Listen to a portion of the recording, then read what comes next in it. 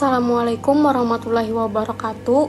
Kami kelompok 5 dari program studi pendidikan kimia kelas A1 angkatan 2019 akan mempresentasikan materi landasan pendidikan inklusif. Adapun anggota dari kelompok kami yaitu Afifah Warohmah, Elsa Ananda Salsabila, Ersa Rahma Pratiwi, Novita Febriani, Talita Azara Rosadi. Sebelumnya kami ingin mengucapkan terima kasih kepada Bapak Dr. Imam Yuwono MPD dan Ibu Dewi Ekasari Kusumastuti MPD selaku dosen pengampu mata kuliah pendidikan inklusi. Ada beberapa pembahasan atau daftar isi yang akan kami bawakan yaitu 1. Tujuan pendidikan inklusif, 2. Landasan filosofi, 3. Landasan yuridis, 4. Landasan pedagogik, 5. Landasan religius, 6. Landasan psikologis, dan yang terakhir landasan empiris. Ada beberapa tujuan dari pendidikan inklusif yaitu 1. Memberikan kesempatan yang seluas-luasnya kepada semua anak, termaksud anak berkebutuhan khusus untuk mendapatkan pendidikan yang layak sesuai dengan kebutuhannya. Kedua, membantu mempercepat program wajib belajar pendidikan dasar. Ketiga, membantu meningkatkan mutu pendidikan dasar dan menengah dengan menekankan angka tinggal kelas dan putus sekolah. Yang keempat, menciptakan amanat Undang-Undang Dasar 1945, khususnya pasal 31 ayat 1 yang berbunyi, setiap warga negara berhak mendapatkan pendidikan, dan ayat kedua yang berbunyi, setiap warga negara wajib mengikuti pendidikan dasar dan pemerintah wajib membiayainya. Undang-Undang Nomor 20 Tahun 2003 tentang Sistem Pendidikan Nasional, khususnya pasal 5 ayat 1 yang berbunyi, setiap warga negara mempunyai hak yang sama untuk memperoleh pendidikan yang bermutu. Undang-Undang Nomor 23 Tahun 2002 tentang Perlindungan Anak, khususnya pasal 51 yang berbunyi, anak yang menyandang cacat fisik dan atau mental diberikan kesempatan yang sama dan aksesibilitas untuk memperoleh pendidikan biasa dan pendidikan luar biasa. Landasan filosofi. Dalam materi kami kali ini, landasan filosofi mempunyai 4 poin penting. Yang pertama, bangsa Indonesia adalah bangsa yang berbudaya dengan lambang negara burung Garuda yang berarti Bhinneka Tunggal Ika. Keragaman dalam etnik, dialek, adat istiadat, keyakinan, tradisi, dan budaya merupakan kekayaan bangsa yang menjunjung tinggi persatuan dan kesatuan dalam Negara Kesatuan Republik Indonesia. Dan poin yang kedua, pandangan agama khususnya Islam, manusia dilahirkan dalam keadaan suci. Kemudian manusia dihadapkan kepada Tuhan atau Allah khususnya dalam Islam, bukan karena fisik melainkan karena ketakwaannya. Allah tidak akan merubah nasib suatu kaum kecuali kaum itu sendiri. Manusia diciptakan untuk saling silaturahmi. Ketiga, pandangan universal hak asasi manusia yang menyatakan bahwa setiap manusia mempunyai hak untuk hidup layak, pendidikan, kesehatan, dan pekerjaan. Poin penting yang keempat adalah pendidikan inklusi merupakan implementasi pendidikan yang berwawasan multikultural yang dapat membantu peserta didik untuk mengerti, menerima, serta menghargai orang lain yang berbeda suku, budaya, nilai, kepribadian, serta keberfungsian fisik maupun psikologis. Selanjutnya, landasan yuridis. Landasan ini berdasarkan atas 1. Undang-Undang Dasar 1945, pasal 31 ayat 1 dan 2. Kedua, Undang-Undang Nomor 20 Tahun 2003 tentang Sistem Pendidikan Nasional. Pertama, pasal 5 ayat 1 sampai 4, pasal 11 ayat 1 dan 2, pasal 12 ayat 1, pasal 32 ayat 1, dan pasal 45 ayat 1. Yang ketiga yaitu Undang-Undang Nomor 23 Tahun 2002 Pasal 48 tentang Perlindungan Anak. Pemerintah wajib menyelenggarakan pendidikan dasar minimal 9 tahun untuk semua anak. Pasal 49. Negara, pemerintah, keluarga, dan orang tua wajib memberikan kesempatan yang seluas-luasnya kepada anak untuk memperoleh pendidikan. Yang keempat yaitu Undang-Undang Nomor 4 Tahun 1997 tentang penyandang cacat, pasal 5. Yang kelima yaitu Peraturan Pemerintah Nomor 19 Tahun 2005 tentang Standar Nasional Pendidikan, pasal 2 ayat 1. Lingkungan standar nasional pendidikan meliputi standar isi, standar proses, standar kompetensi lulusan, standar pendidik dan kependidikan, standar sarana prasarana, standar pengelolaan, standar pembiayaan, dan standar nilai pendidikan. Dalam Peraturan Pemerintah Nomor 19 Tahun 2005 tersebut juga dijelaskan bahwa satuan pendidikan khusus terdiri atas SDLB, SMPLB, dan SMALB. Yang keenam yaitu Deklarasi Bandung Nasional Indonesia Menuju Pendidikan Inklusif tanggal 8 sampai 14 Agustus tahun 2004. Yang ketujuh yaitu Deklarasi Bukit Tinggi Internasional tahun 2005. Yang kedelapan yaitu Surat Edaran Dirjen Dikdasmen nomor 380/C C6/MN/2003 tanggal 20 Januari 2003 perihal pendidikan inklusif, yaitu menyelenggarakan dan mengembangkan di setiap kabupaten atau kota sekurang-kurangnya 4 sekolah yang terdiri dari SD, SMP, SMA, dan SMK. Yang ke-9 yaitu Peraturan Menteri Pendidikan Nasional Republik Indonesia Nomor 70 Tahun 2009 tentang pendidikan inklusif bagi peserta didik yang memiliki kelainan dan memiliki potensi kecerdasan dan atau bakat istimewa. Landasan berikutnya yaitu landasan pedagogis. Pasal 3 Undang-Undang Nomor 20 Tahun 2003 menyebutkan bahwa tujuan pendidikan nasional adalah berkembangnya potensi peserta didik agar menjadi manusia yang beriman dan bertakwa kepada Tuhan Yang Maha Esa, berakhlak mulia, sehat, berilmu, cakap, kreatif, mandiri, dan menjadi warga negara yang demokratis dan bertanggung jawab. Jadi, melalui pendidikan, peserta didik berkelainan dibentuk menjadi warga negara yang demokratis dan bertanggung jawab, yaitu individu yang mampu menghargai perbedaan dan berpartisipasi dalam masyarakat.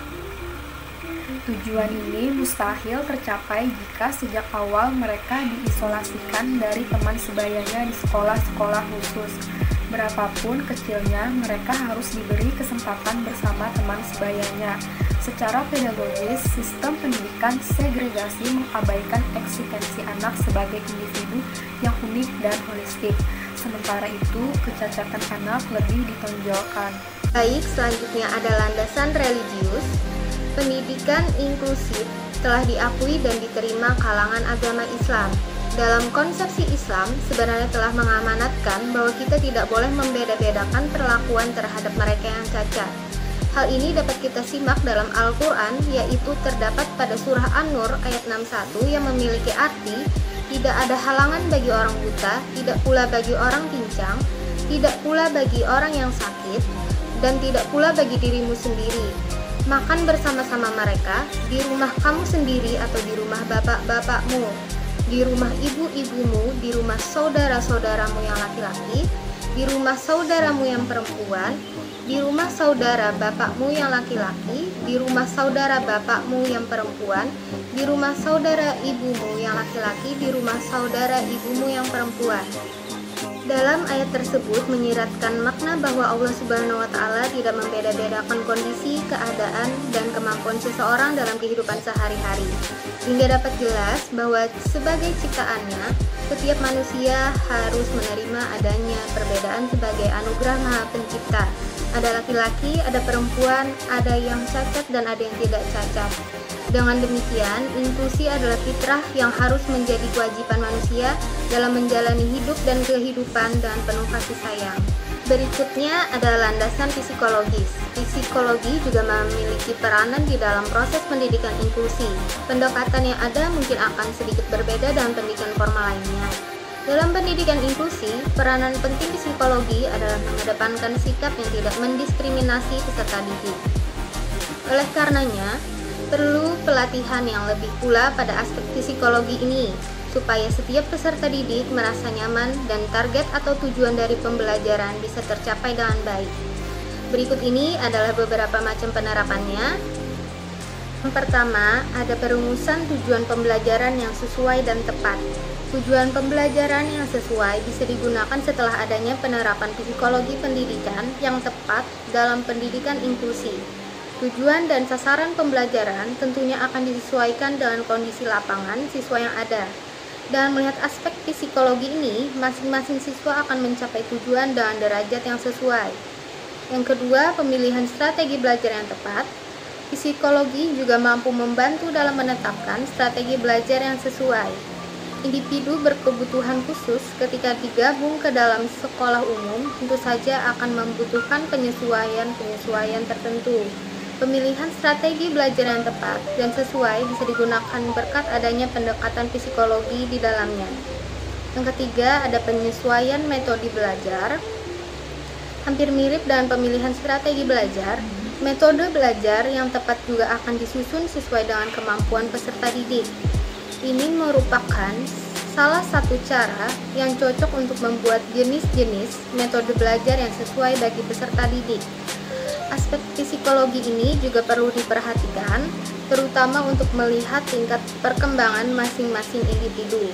Yang keempat, ada pemberian bimbingan dan konseling.